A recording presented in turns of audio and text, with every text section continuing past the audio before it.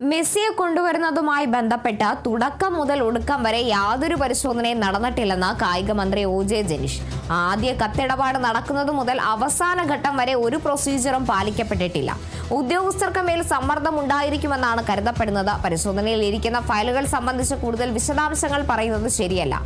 മുൻ സർക്കാരിനെ സംബന്ധിച്ച് വ്യക്തിപരമായ താല്പര്യമല്ല, രാഷ്ട്രീയ താല്പര്യങ്ങൾ ഉണ്ടായിരുന്നോ എന്നതാണ് പരിശോധിക്കുന്നതെന്നും മന്ത്രി പറഞ്ഞു.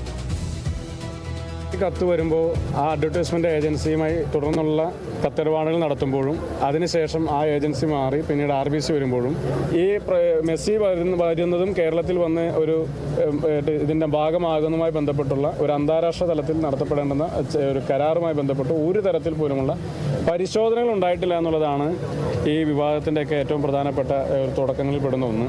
നഷ്ടമുണ്ടായാൽ ആ നഷ്ടം ആര് വഹിക്കും, ലാഭമുണ്ടായാൽ ലാഭത്തിൻ്റെ ഷെയർ ആരെടുക്കും, ഷെയർ ആർക്കൊക്കെയാണ്, ഗവൺമെൻറ്റിന് ഷെയർ ഉണ്ടോ എന്നുള്ള കാര്യങ്ങളൊക്കെ സംബന്ധിച്ച് തന്നെ ഒരു വ്യക്തത വേണമായിരുന്നു. ആ വ്യക്തത ഉണ്ടായിട്ടില്ല എന്നുള്ളതാണ് ഈ കരാറിൻ്റെയും ഈ ഇതുമായി ബന്ധപ്പെട്ട കത്തിടപാടുകളുടെയും ഗവൺമെൻറ് ഓർഡറുകളിലേക്ക് ഏറ്റവും പ്രധാനപ്പെട്ട പ്രശ്നം.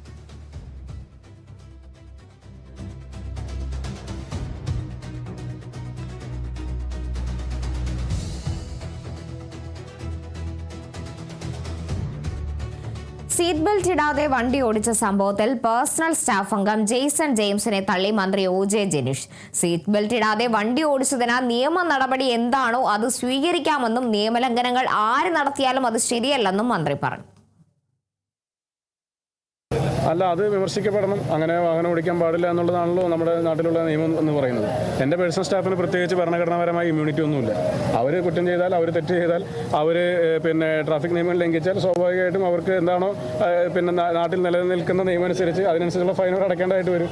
അതിൽ വിവാദത്തിൻ്റെ അടിസ്ഥാനമൊന്നുമില്ല. അതിപ്പോൾ വാഹനം ഓടിക്കുമ്പോൾ പാലിക്കേണ്ട നിയമങ്ങൾ ആര് തന്നെ ലംഘിച്ചാലും അതിൽ നടപടി എടുക്കുക എന്നുള്ളതാണല്ലോ. ആ നടപടികൾ ആരെങ്കിലും എടുത്തോട്ടെ. എന്താ